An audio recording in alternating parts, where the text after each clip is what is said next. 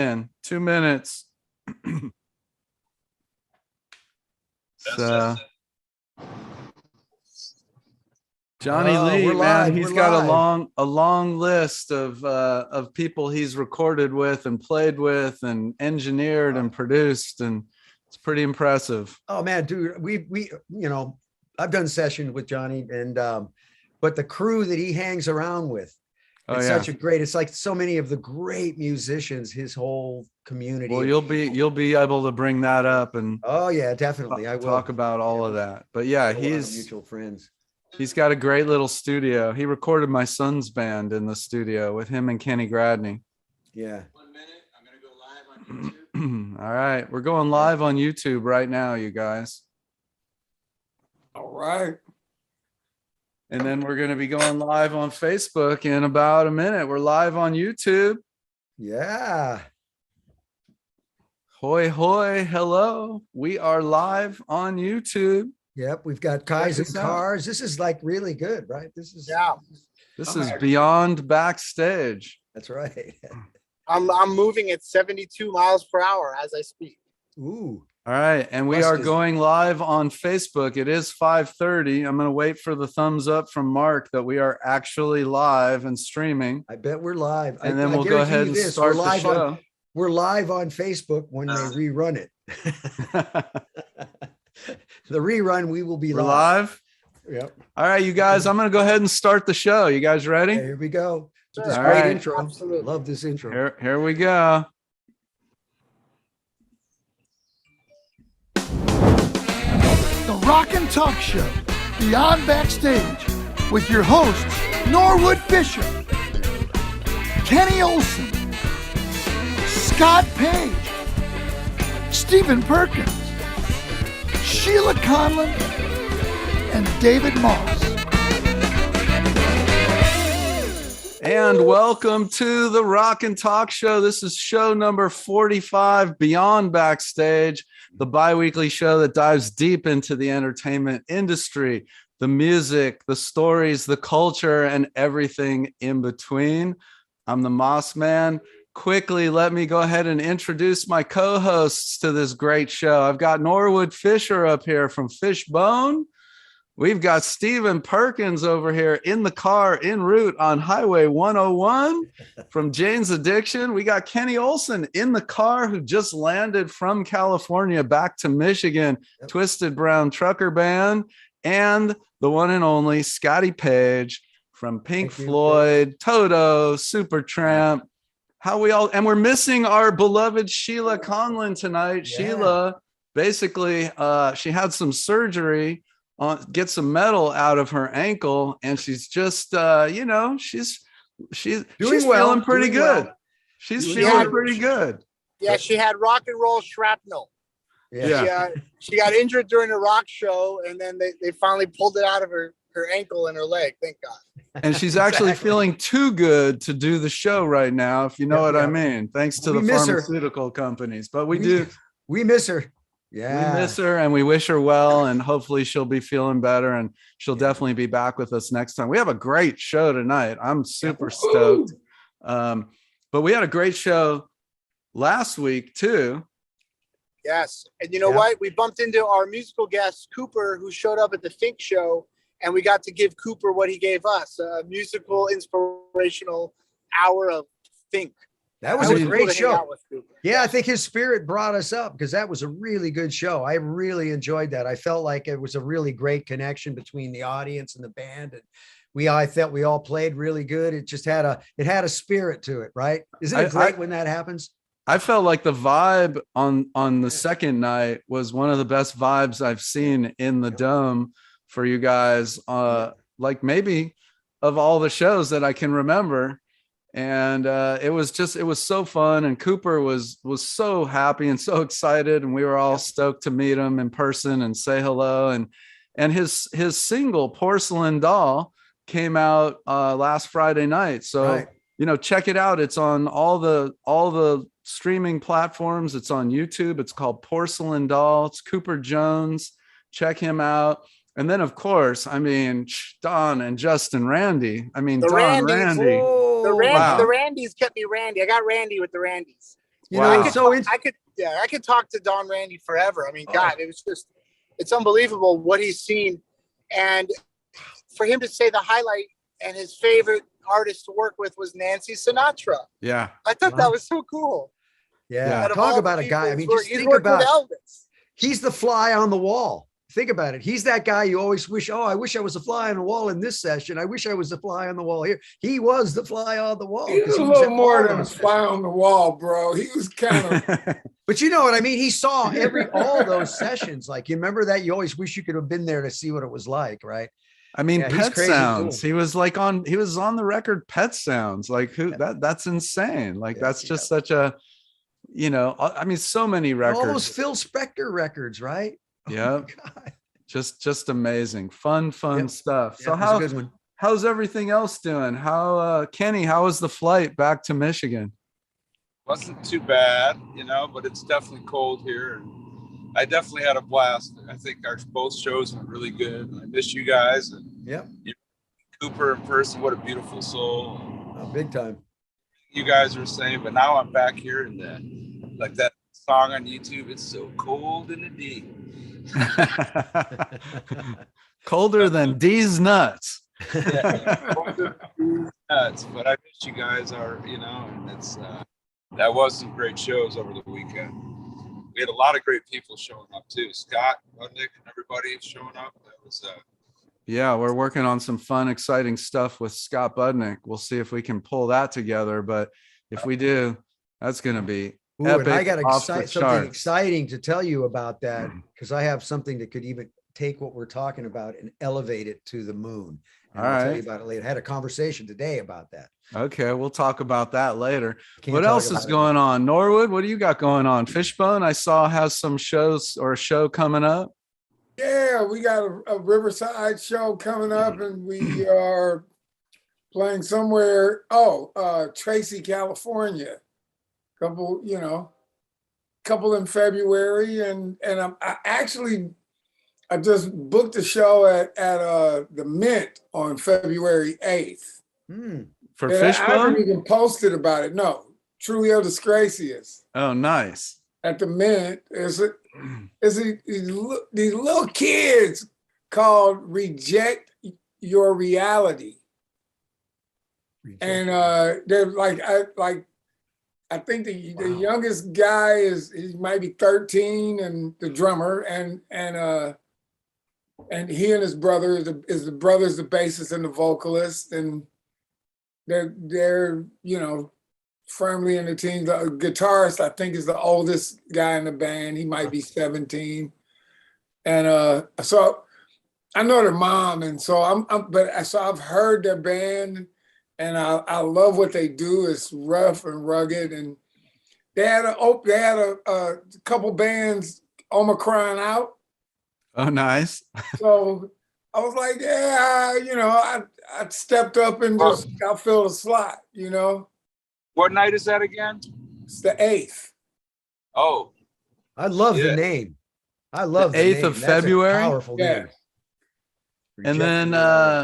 And then Think's got some fun stuff coming up. Yeah. I mean, there's going to be what, the Dome show again, maybe? Is that happening? Yeah, do we know? We got Dome shows coming up, it looks like, in February again, but then we're going to be at South by Southwest. That's going to be incredible. We have a venue, and it's going to be the Think Lounge, and it's like right in the middle of the place. We're going to be doing so many crazy things. It's a combination of NFTs, crypto, music, 4 days, 2,000 people in this venue. We can do 3 floors right there near the center. So we're going to have a great time. And hopefully Wisdom is going to be down there. They're actually setting up a 3-dome park. So we're talking about collaborating there. So we'll have a little bit of the Think Dome going on, a little bit of the Think Lounge, and it's going to be a great time at South by Southwest. And then we do NFT LA a week later. So we do Southwest is the 11th through the 14th of March. And then we're doing NFT LA, which goes on between the 28th, 29th, and 30th. And we're doing a whole Wiz thing at the Wisdom Park. It's going to be crazy during this giant conference. And we've been lucky. We've got Mark Cuban's going to be our keynote speaker on one of the nights. And we've got a whole bunch of incredible speakers for this event. And so we're going to have good, and we're going to be thinking, playing, we'll be dropping NFTs. It's going to be fun. So it's lots of exciting stuff. So, yeah, it's good. This is going to be the think year. And Steven and Jane's Addiction. Yeah, well, that's right. Actually, well, next week, actually the second week in February, I'm doing the Rock and Roll Fantasy Camp with Jerry from Alice in Chains and Kim from Soundgarden, and we're doing it in North Hollywood at AMP Studios.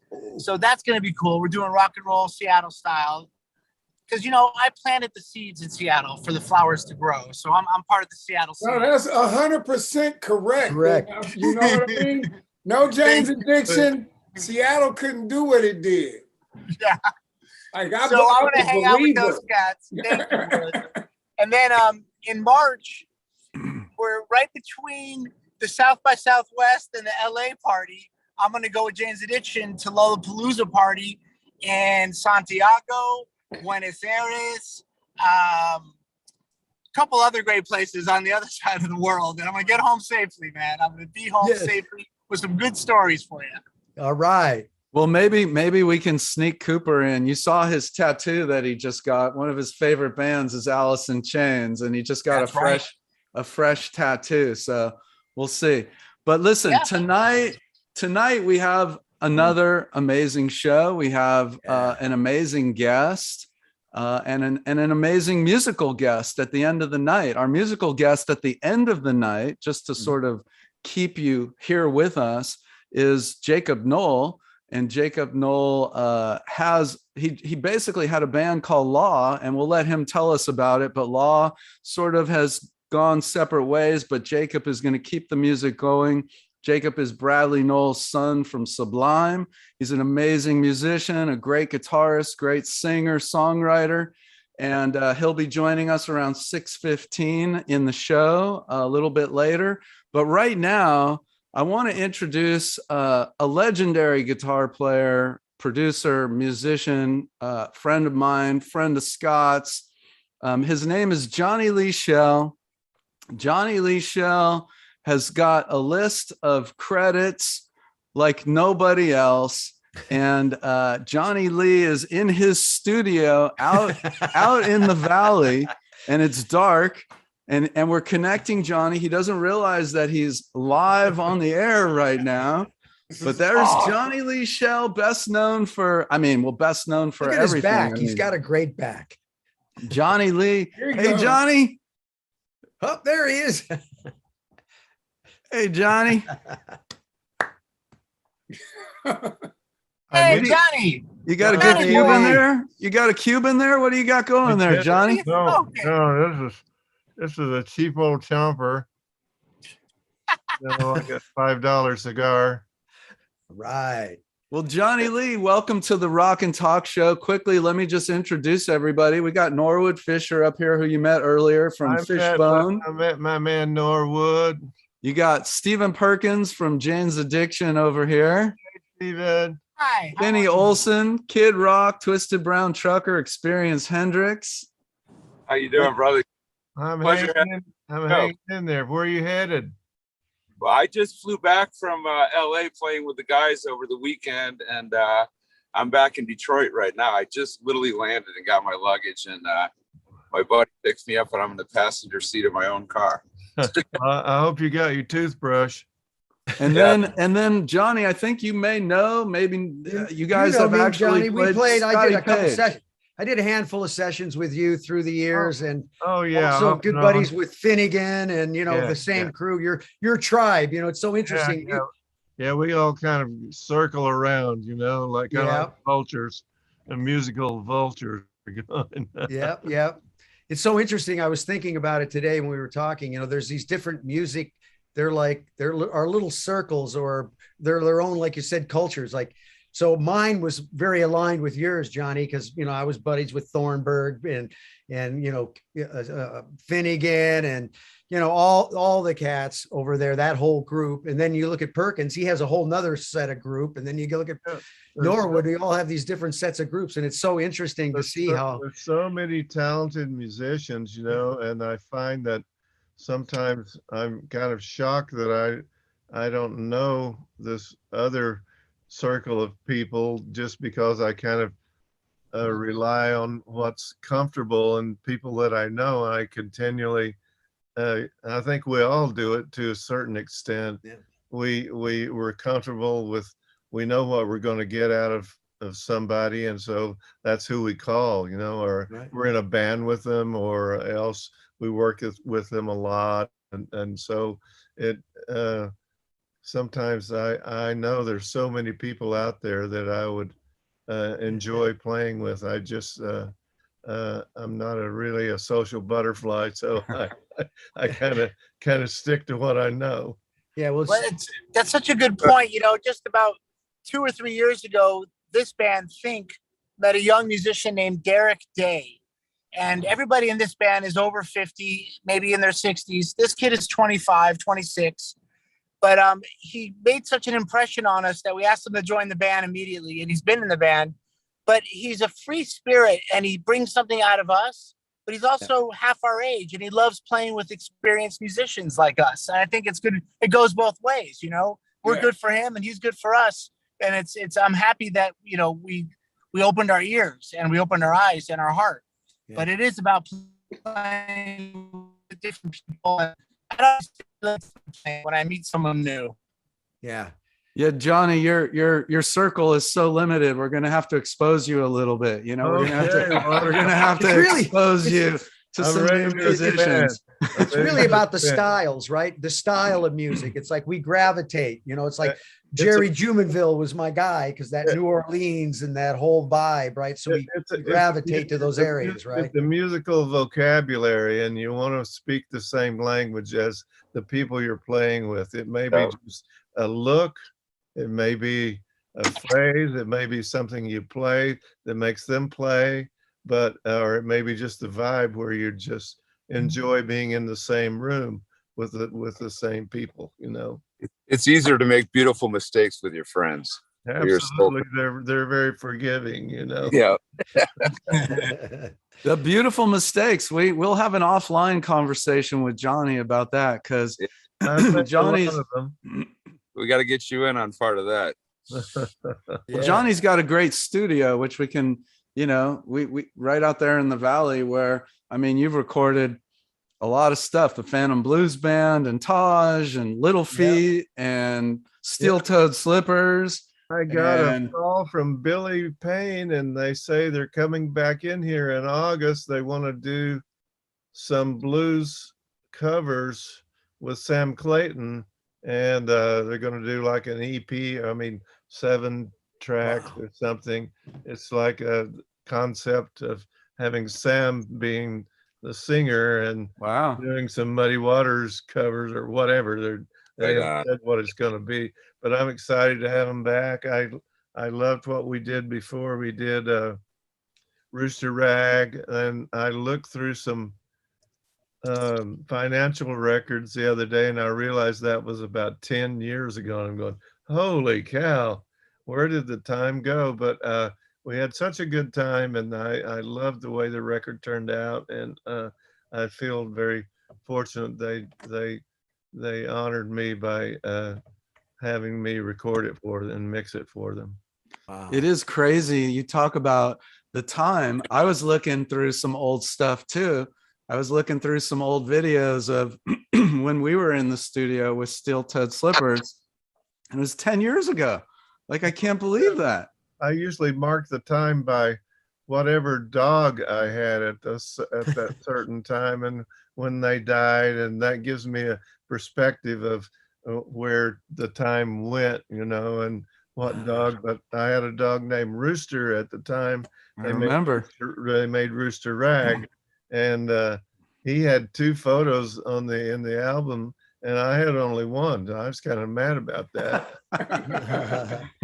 No, that's good. Well, just let's talk a little bit about your history. Well, so wait, hold on. Go ahead. Go ahead, Stephen. I was just saying you must be good at math because dog years are 7 to 1. And if you're going to count your life by dog years and when you worked on things, man, that's complicated. That's insane. That's algebra. I just use the regular old calendar. I mean, my wife's Jewish, so I can't use the Jewish calendar. It's like year 5,000 something or other. You know? That's right, 5,792 and counting strong. I would love to sit around, John, sometime with you because you and I both. I was blessed the years and got to tour with a lot of blues legends like me and Hubert Sumlin and Buddy. Work with a lot of guys that are in that circle that you've worked with, and I got a lot of respect for the great work that you've contributed through the years. Thank you very much. Yeah, I've just been so fortunate to like play on B.B. King's last record before he died, and play with Buddy Guy and Otis Rush and Taj Mahal and so on and so forth, and spend a decade with Bonnie Raitt. That was pretty awesome. You know, that was pretty awesome. Anyway, a lot of those guys I've toured with too, like Buddy and stuff, and Taj.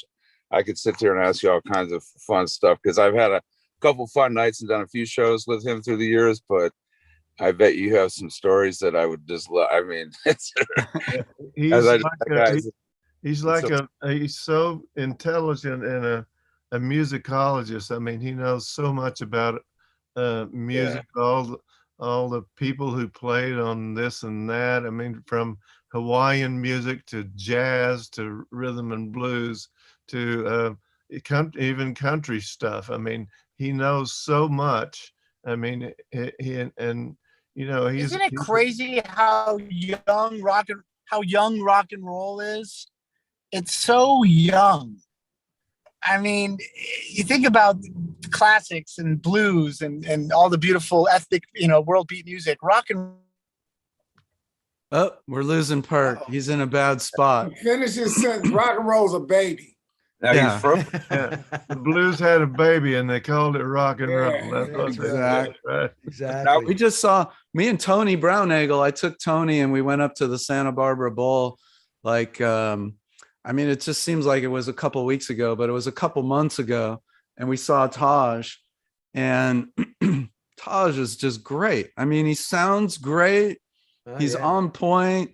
He's like, I think he stole the crowd, honestly, to be perfectly honest. We did a blues cruise with him the first week of November. We kind of hit a sweet spot in the COVID thing, and we were a little concerned, but everyone was vaccinated. Everyone got tested twice before we got on the boat. And so we did 3 shows with Taj, and you may not know, but he was attacked by a pit bull about 4 months ago. The dog broke his right wrist and bit him on the left hand also. Oh, wow.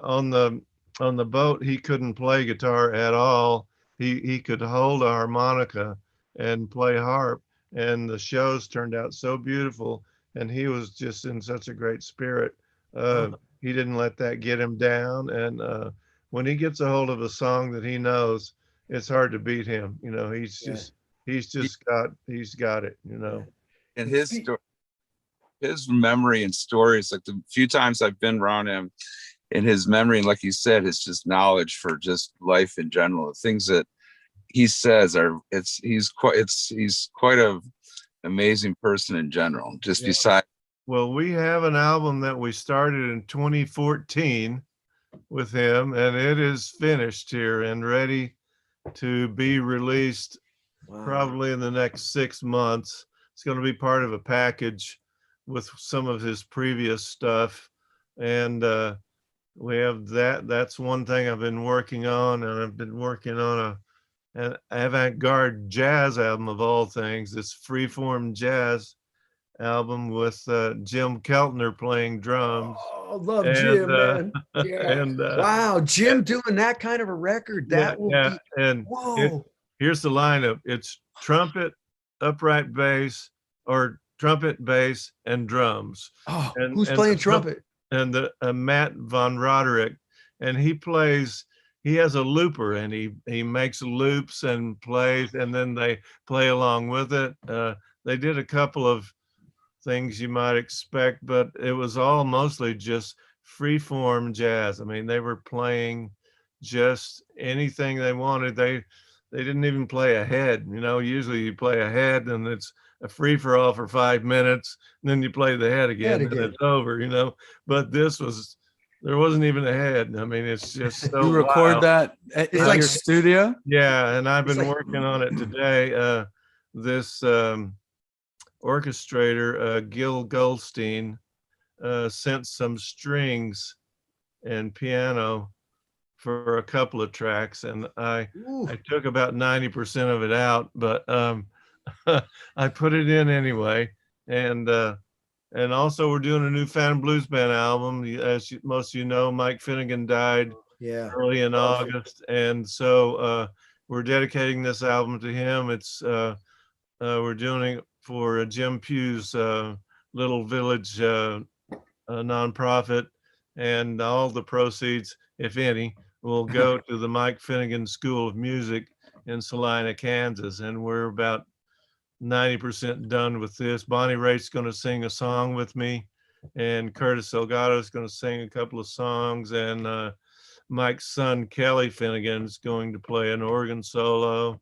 Wow. So we're really excited about that. That's one thing that I'm sort of feverishly working on. I took a day off from it today to work on this jazz stuff, but we're really excited about that. It's hard going on without Mike. He was so powerful and so talented, and we relied on him so much. I mean, the 20 years with the guy, we could, I knew when he was going to sneeze, you know. I mean, we knew each other so well.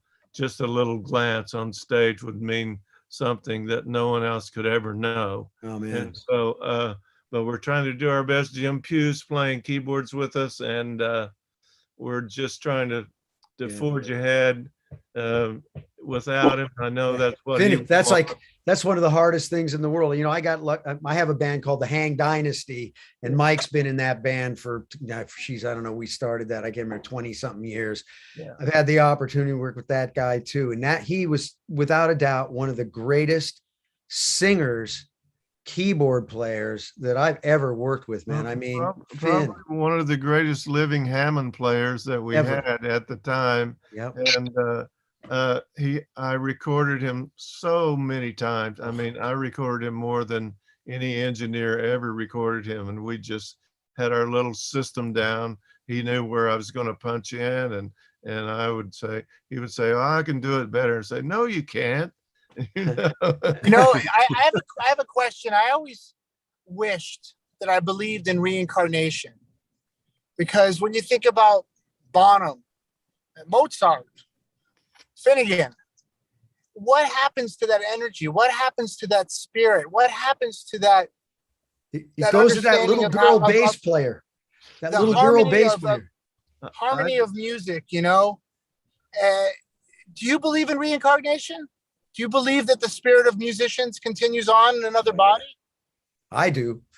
I do. I think that, especially the group here, we were all chosen ones, and we know no better. we should know better. We should know better, but we do it anyway. What do you believe? I mean, I don't believe I can ever imitate my heroes that are gone, but sometimes when I close my eyes and just let myself go, something happens that's not my personality. That's not my own homegrown drumming. It's coming from somewhere else. And I wonder where. And, you know, you think about like Finnegan, or you think about the greats that have infected and affected the whole world. Are they from another spirit or earlier? Or are they keep on being reincarnated? Is Hendrix still here? That's my question. Yeah. Well, Mike will always be with me in spirit. There's no doubt about that. His family decided that his Hammond was going to stay here at my studio, so I've got Richard's Steinway from the band. And you're the keeper. Yeah, that's and beautiful. I've got Mike's Hammond, so it's kind of keyboard heaven. That's one reason why Billy Payne always wants to come here and play. Just because, you know, I remember hearing Ozzy Osbourne. They asked Ozzy when he recorded at Abbey Road, did he feel the vibe of the Beatles? And he goes, No, the Beatles weren't there. It was just me and an engineer. You got to bring the magic. The magic's not there. But I think there's reality to both. I think you can kind of muster up the magic in the room, but if you don't have it, if you're not aware, it ain't gonna show itself, you know. Yeah, we all want to live up. We're standing on the shoulders of giants, you know. We want to live up to the excellence that they gave us to recognize, and so we can't settle for stuff that's half baked. You know, you got to really, it's got to be really good. It's a certain bar, that standard that you set for yourself, and that doesn't mean that we're always going to attain it, but something we're striving for every day. We're trying to be the best version of ourselves that we can be, and that's a worthy goal, I think. Yeah, I think sometimes my best playing is when I'm alone and no one's there to hear it or feel it. And I was like, okay, well, maybe that's just the way it is. I think it was good. Maybe someone else would have thought it was crap. I don't know. Well, I've done a lot of my best playing after the fade, you know, where you do like a 2-minute vamp on the song, you're playing your ass off, and then it fades about a minute before you played all your best shit. But that's okay too. You know you did it. Yeah, exactly. You know you did it. But there's moments in life, you know, where, like, being a musician, there's a lot of things that, you know, we get off on are great, making the songs, writing the songs, being in the studio. But one of the things that, you know, always kept me going is that those times when I really leave my body, and whether it's live or in the studio, and I'm free of thinking of really anything, just channeling this, you know, other power, universe, higher power. And it's that, you know, it's like that is part of what keeps me going musically, because that, to be able to do that, it's like beyond surfing on a big wave or something. Oh yeah, that's when you go to that state of no mind where it just drops and you're in a different place. That's pure heaven. I say that's how you get close to God, right? I mean, that's really where that's it to me. It's that where you basically kind of merge with the source. Yeah, it's a trippy thing, right? And all the great players that you know have that same little place. That's why I always ask, like, when you play, Johnny, where is your attention? Well, we used to call it hitting the note when we had our band going in the 70s, and all of a sudden everything sort of came together with you and the audience, and everything was like this big giant thing that was euphoric. Yes. You know? It's almost like a religious experience. It starts with that and that's what we lived for. We're trying to get there every night. Some nights you don't get there, but you're trying for that peak of everything uniting and coming together in this big giant emotional feeling. Yeah, I think of, like, my friend Colonel Bruce, who's a good buddy of mine, and he, you know, passed. I had, like, you know, Derek and Warren, a bunch of guys were on stage with Colonel, and he, you know, right in the middle of playing, and it's like that, we were talking about, like, that note that just takes you out there, and if that's your time, but there's nothing like God, you know, Scott was saying, closest to God as you can feel on this planet without, you know, and it's, I don't know, there's, but Colonel Bruce, you know, he just a few years ago passed, and he was on stage, and, you know, that's how he went, bending a note, playing the song, and that was, and it's like this incredible, you know, I'm so sad that he's gone, you know, but it's just, well, how does it get any better than that? You know, I mean, no. Yeah, really. Johnny, I always find when I'm playing music, I'm not aging. The time stands still. It's when there is no time, right? Exactly. But it's everything else waiting to get on the drum set takes forever. And then after the show, when's the next one? So you're right. You know, what you do with your time, if you're happy doing it, you know, it can be endless enjoyment. Music. Yeah. There's no time when you, like you just said, because, you know, really time is an illusion.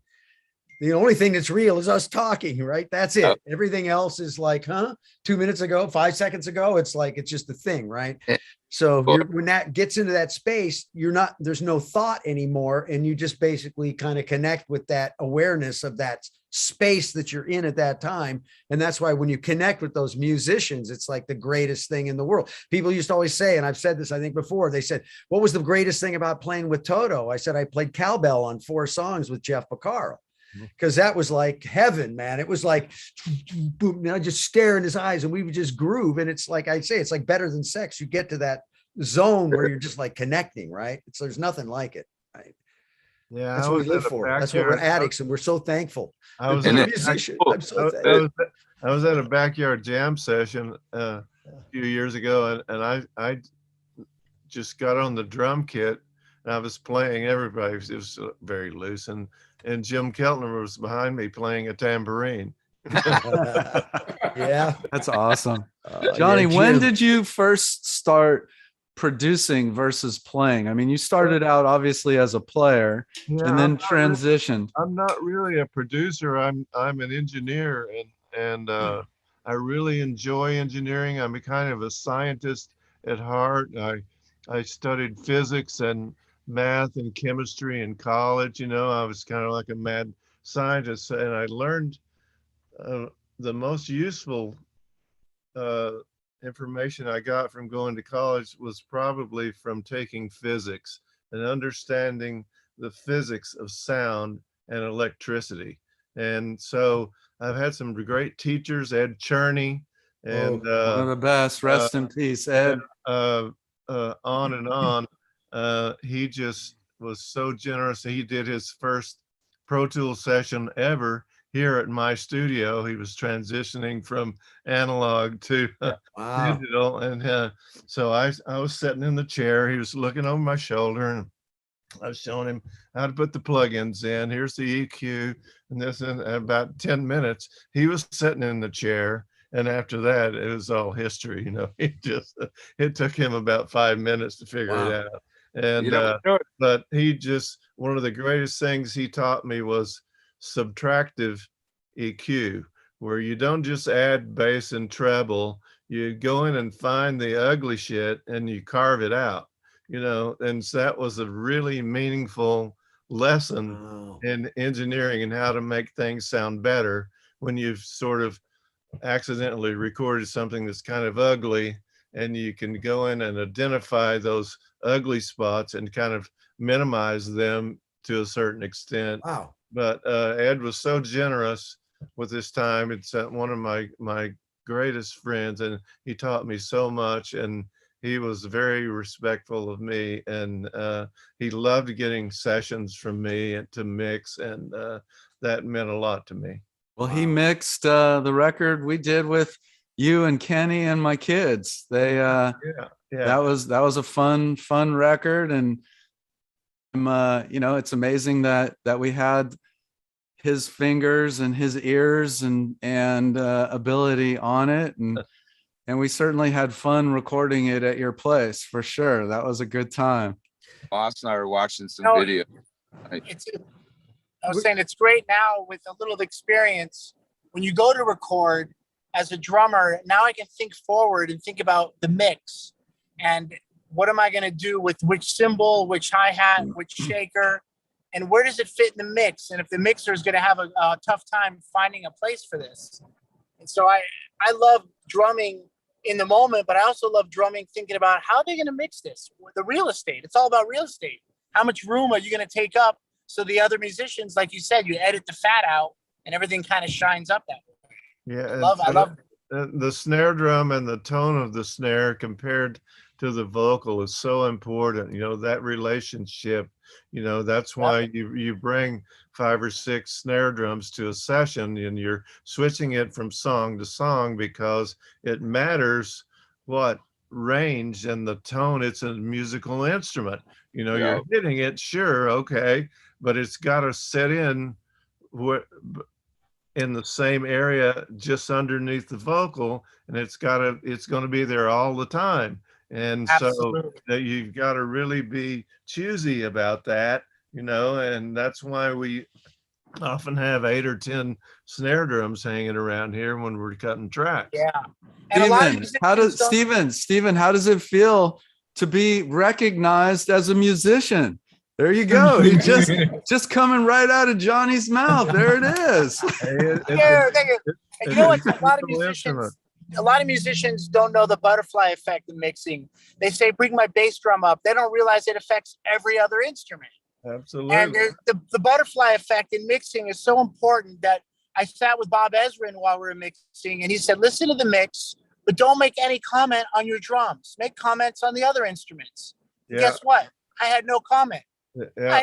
If I wasn't going to think about myself, it sounded clear. Once I thought about myself, I wanted changes. He goes, don't think about the drums. Think about the song. Yeah, it's a butterfly effect. It's all about the song. My general mixing rules for the band when I'm mixing our band records say, the only thing you can't ask for is more me. So anything else, any exactly criticism you Can want. I hear less of the rest of the band?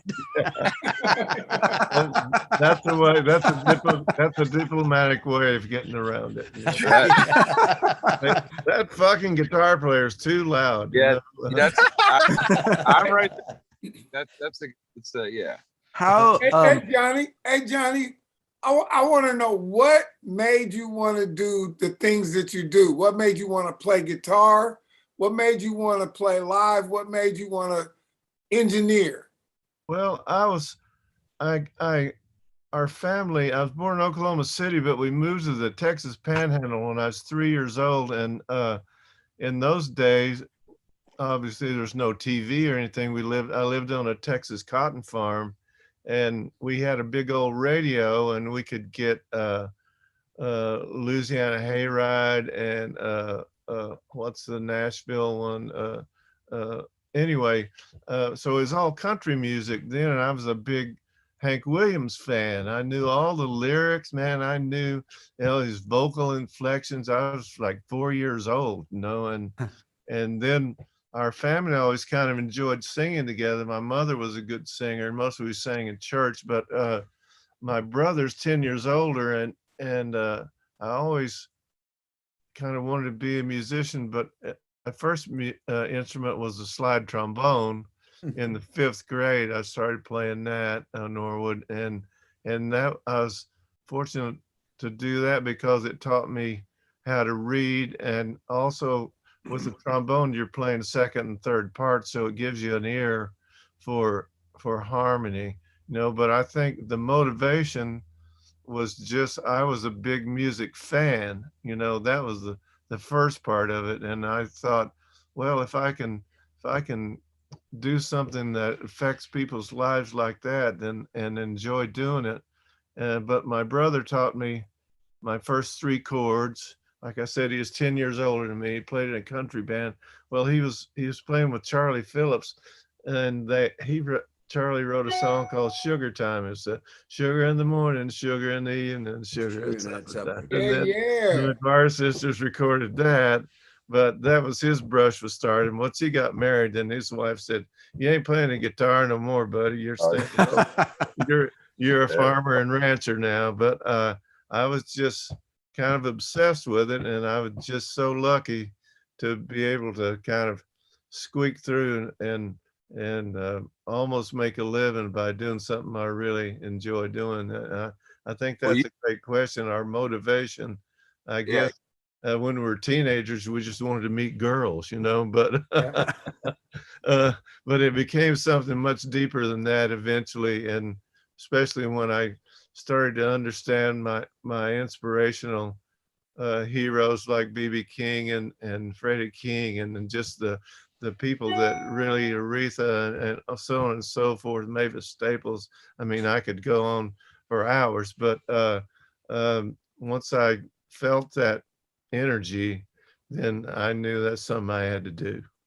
You got that here, and you're playing the gospel rooted stuff, even going back to, like Hank Sr. Hank Sr. was just this, he was basically those early country songs were gospel rooted songs. Yeah, even though I was so young and naive and didn't know anything about living, but there's something in the pain in his voice Yeah. that struck a chord with me. And Yeah. I somehow felt connected to him, even though I was just a little tiny kid, you know. Yeah, I had my own little cotton sack, and I was in this field. My mother. Do you have like top of the pinnacle? You mentioned BB quite a few. Yeah. You have a Grammy with BB, right? I mean, I do, yeah. That me and Jim Keltner and Mac Rabenak played on that. I was like, so I just loved being there, and they were filming the whole thing, and Mac Rabenak can't say 3 words without cussing, you know. I mean, and Dr. John, they wanted to interview all the musicians after. I said, Mac, how are you gonna do that without cussing? He said, oh man, that motherfucking cocksucker is a goddamn son of a bitch. You know, you ought to hear my mother cuss is worse than me. What's this? That's funny. Hey, Johnny, I gotta ask you. You obviously you knew Jerome Jumonville, right? I knew Jerry, yeah, but not well, no. Okay, well, he was my mentor, right? He was the guy that got me started on the saxophone, and that's how I kind of got into that whole. He led you to a life of crime, yeah. He did. Jerome was the guy, but yeah, that was Jerome was one of the great freaking New Orleans. Loved the saxophone more than any human being on this planet. That boy, yeah, he was something. So my question though was, I was going to ask you, I mean, John Prine, Etta James, Buddy Guy, BB King, Bonnie Raitt, Lucinda Williams. I mean, do you have something that just stands out above all the rest that is this was my most special sort of moment? I think there's a common thread with all those artists, you know, and it's mostly being genuine. You know, those people are not bullshitting, you know, and I think that's the bottom line. People really mean what they say, and they're doing it in an honest way, and they're not hiding behind anything. They're really expressing themselves in an honest way, and they don't care about stardom or any of that. I mean, sure, we'd love to be loved, but the bottom line is that they feel good about what they're doing. You know, they don't feel like they're not phony, you know, and I think that's really what all those artists have in common, even more than the difference in the styles, slight differences. It's all soul music because we're just playing from our souls. Yeah. I have a quick question. Do you remember the first time you sat and played with one of your heroes? You're like, I listened to these guys. I had their poster. Now I'm jamming with them. When that moment happened, because I've had a couple moments where my heroes are in the same room with me, we're jamming, and I just want to be the best drummer I can possibly be. But it's shocking to be there with these guys. Do you remember that? I'm trying to think. It was probably me and Ronnie Wood. We're playing on an Ian McLagan album, and he came in and played bass. He came in and played bass, and I was playing guitar. And then we did like a dueling solo. We were like a double solo at the same time, right?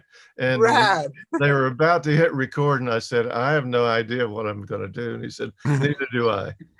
Wow, amazing. Well, listen, I'm going to bring in our musical guest. This hour is flying by, and we're down to the last 15 minutes. I had a question with John. Let me just introduce Jakob real quick, Kenny, and then we've got Jakob Nowell here, and welcome to the Rock and Talk Show. Wow. Jakob, you're coming in mid conversation. Kenny, go ask your question. How are you doing, brother? What up, guys? How's it going? Good to be here. I was saying, Johnny, because we were talking about Taj and Norwood and Steven and Scott and I, Moss, we all worked with Andy Kravitz. And I was wondering if you did any of the stuff you did with Taj, was Andy playing on that stuff? No, I don't. Unfortunately, I don't know him. I mean, there's so many wonderful players that I don't know and would love to know. I'm sure I would enjoy I was just getting wanting to know to him. better. He's a mutual friend of all of ours. He played drums with Taj for a while. Yeah. Well, I just wanted, and also we're talking about sitting down with your heroes. One of my greatest honors, I think, was subbing for Keith Richards in the New Barbarians. Oh, nice. Not Nice. many guys can say they subbed for Keith. Dude, That's awesome. was that Stanley Clark on bass? No, it was a makeup gig, and Reggie McBride played bass. Oh, Oh, Reggie. Reggie. Yeah. We love Reggie. Yeah. Yes.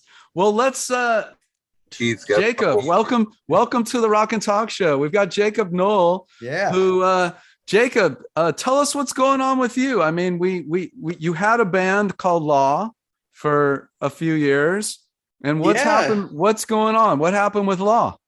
Well, it's looking like I'm still got a few shows in the books, as it were, under that name, and had some members switch out and leave to do other projects, that sort of thing.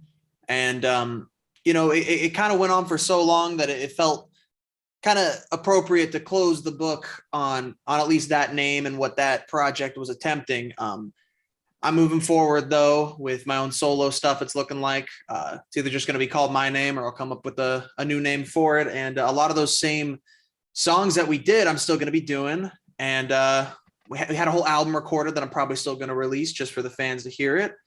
And I got tons of shows in the books for this year. Really excited to be doing that. So when you asked me to be on this show, I was real happy, man. And to get to sit in the same virtual room as some legends here, I'm very feeling very humbled, man. This is great. Thanks Well, you're also going to be opening up for Think up in Wanimi for these guys right here sitting here in April. So that's exciting. So we played with him this spring too. We were up there. That's right. That was so much fun to get to know you up there too. I loved your show, and you and I have had a lot of mutual friends and family, people we've known through the years, and that was awesome. Looking forward to seeing you again. Well, you can call it in-law thanks, brother. now. Instead of law, you can call it in-law. In-law. We always joke that if it stopped, it would be wall. Like we'll just switch the words backwards. WAL. Perfect. So when you write, Jacob, what's your inspiration? Like how much do you pull from your dad and Sublime and all of that? Like where does your inspiration come from, to steal Norwood's question? Yeah, no, I totally get that question a lot. And I think it's impossible not to a little bit, just for the sheer fact that they were, I think everyone in Sublime are amazing musicians, and I love a lot of their work. I don't think I ever attempt to try to either draw from or move away from intentionally. You know what I mean? I think all of us as musicians, right? We just sit down, something fucking hits us and grabs us, and then we categorize it all later. You know what I mean? I think unintentionally, my voice sounds a little bit similar to his, as you can't do anything about that. That's just genetics, I guess. But in other senses, I just, like to write it and let the chips fall where they may. So, yeah. Do you like to write with piano, guitar, or turntables? What do you write your music with? Great. Yeah, that's all. Yeah, I think guitar and piano are the best, right? Those are like the classic singer-songwriter. I usually write with acoustic guitar, and my grandparents have a grand piano, so whenever I go into their place, I'm stealing that. Yeah, I'm a huge Neil Diamond fan, believe it or not. I love Neil. Cool. And I love the songs you wrote on guitar, but when I hear the songs you wrote on piano, I get a little bored. That's just me. So it definitely, you can see what piano and guitar will do to the songwriter. It changes everything. And I love guitar. I'm a rocker, and I love piano as well. It's beautiful. But I love when guitar players write a song based on that emotional connection they have with the six strings in between their arms there. I can't wait to hear what you're going to do. Completely. What are you working on now, Jacob? Besides marriage. Well, I know. Yeah. Lots of different stuff. I can't say too much about where my solo project's going, because things are still in the works, but some potential label involvement. Looking like I'm going to be going to the studio soon. And if they like it, they're going to put it out, and it'll be kind of a whole new chapter for what I'm doing. Got a bunch of musicians who I'm working with right now. Very blessed to have a lot of guys who are just willing to jump on in and either do some writing or do some recording with me, or some performing out on the road. And yeah, I guess the goal of the music I'm trying to make is, I want to make something catchy, kind of poppy, but not overproduced. You know what I mean? Not something that's soulless. It's acoustic guitar driven, still a little hard rock, and I'd like to think, and just with those lyrics about the human heart in conflict with itself, right? William Faulkner said that, I think, or George R. R. Martin.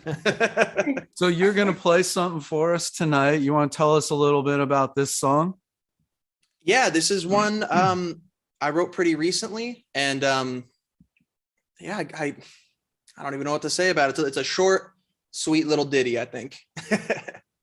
Are you ready? Let's do it.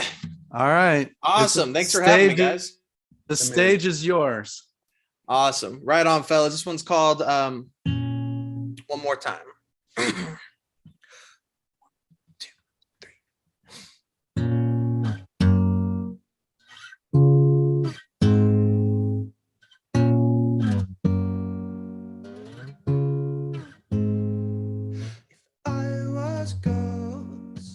I would float away from people. No one ever know. I'd never disappoint a friend. I'd never have to talk to you. I'd never win or lose again. I'd never have to choose. I could throw away my self-control. Today I'll be alone. No one would ever know. To pay that price, I'd have to sacrifice everything in my life to be high one more time. Nervous fingers, empty hands. Jake wants something he can't have. There is nothing I'd rather do. There is no place I'd rather go. There's no one I would rather see. No one would ever know. I could throw away my self-control. Today I'll be alone. No one would ever know. To pay that price, I'd have to sacrifice my whole life. One more time. One more time. One more time.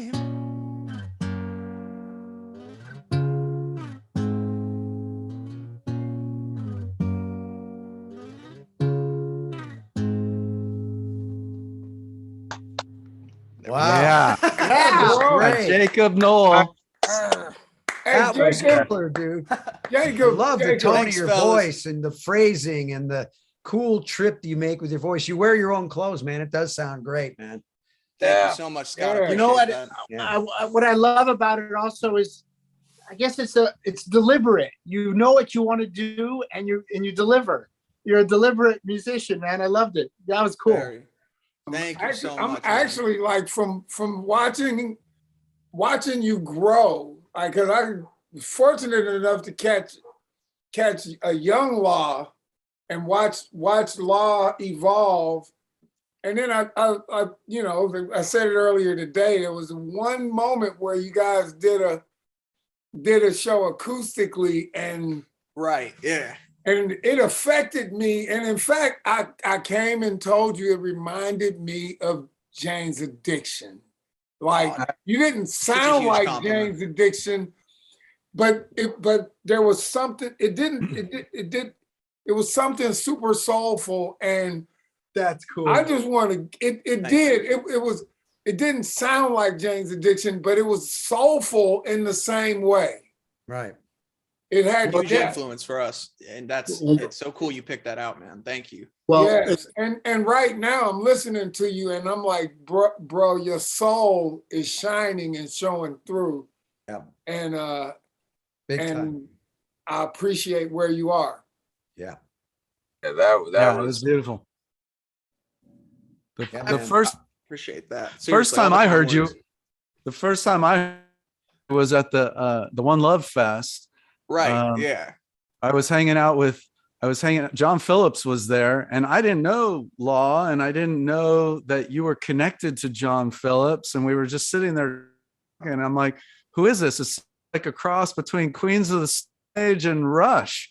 like is what Thank you, I man. heard. Like, and John's like, that's my boy. That's Law. That's Jakob Nowell Right up on. there. So pretty yeah, good that was- stuff. That was our Amazing. big influences right there. That was kind of the goal of that project. We were very hard rocking and jam oriented, and I still love a lot of that stuff. It's like my favorite part of rock, just really let it all hang out and be raw. But at the same time, like Norwood was saying, I got a lot of great feedback when we did acoustic stuff, and I like playing the acoustic guitar more than the electric personally, and I just want to make like acoustic guitar kind of poppy music, but that's still got a little bit of a kick behind it. I guess that's the goal, at least. Yeah, man, you got punch, you got kick and punch. Thanks, Oh, man. Yeah.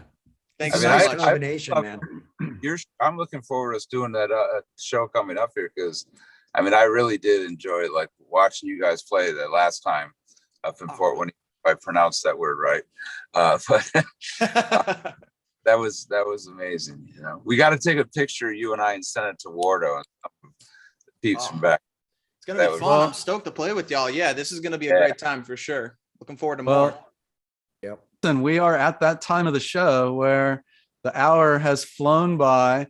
Jakob, real quick, why don't you tell everybody where they can find you and your music and how to find you? Yeah. Type it in anywhere online. My name is Jakob with a K, Jakob, and my last name Knoll, Nowell. And the music I performed with Law, you can find that online anywhere at all the streaming services, Law LBC, and look out for new music dropping soon by both the old project and me, my new stuff. So thank you so much for listening, and all you gentlemen. It's fucking honor to be in here with you guys, for real. Thank you, brother. And Johnny Lee, thank Johnny you Lee. joining us. Thanks And for I having can't- me. I enjoyed meeting my new friends and my old friends. It's so honored to be here with you. I can't wait till Little Feet come back and end up in your studio. That'll be a fun little visit. I can't And I have wait to for say, that. this show was great. Dude, you gave me I learned from you tonight. You really said some things that were very profound that I thought were fantastic. So I appreciate that. You're making me think about the EQing and a whole bunch of different things that are just like, that was good, man. Thank you. Okay. Johnny, I want to come over and do some guitar picking with you, and I'm sure you got some really badass guitars. I've got a few. I'm not a guitar collector, but I've got enough to do whatever we want to do. I'd love to come over and let's make some beautiful mistakes together. Okay, it's a pleasure meeting all of you and seeing buddies. I wish you all the best. Jakob. Stay safe and healthy. Thanks, man. Hopefully back again someday. Yes, please. Johnny and Jakob, don't go away. Just we're going to close the show out, but don't go. Stick with us for a second. Sure. Thank you again. Don't forget that in 2 weeks we'll be back with another really cool special show. And don't forget to check us out on the podcast streaming platforms. We're on all of them. You can check us out on iHeart, on Apple Podcasts, on all of them. Whatever podcast you like, wherever you listen to your podcasts, check us out. Follow us, Scott. I wanted to do a big shout out to Mr. Jeffrey Hazel, because we're now on the C-Suite network, which is fantastic. And he actually went out there and started tweeting about us. And he's a great guy, and that's a great network. And I'm telling you, I'm very honored that we're on that network, and they're helping us. So Jeffrey Hazlett, love you, man. Thank you, brother. And of course, our thoughts are going out to our beloved Sheila Conlon, who we missed this week. Again, Jakob and Johnny, hang tight for a quick sec. See you next time on the Rock and Talk Show Beyond Backstage with your hosts, Norwood Fisher, Kenny Olson, Scott Page, Stephen Perkins, Sheila Conlon, and David Moss. Executive producers, Sheila Conlon and David Moss. Producer and director, Eric Lloyd. Assistant producer and creative director, Mark Armentano. Editor, Graham Cooper. Theme music by ThinkX. Sponsors, IK Multimedia and Lewitt Microphones. Artist Relations, TPI Films. Special thanks to From the Earth, ThinkX, The Conlon Company, and Mac. Check us out on YouTube/The Rock and Talk Show, Facebook and Instagram at The Rock and Talk Show. And there you have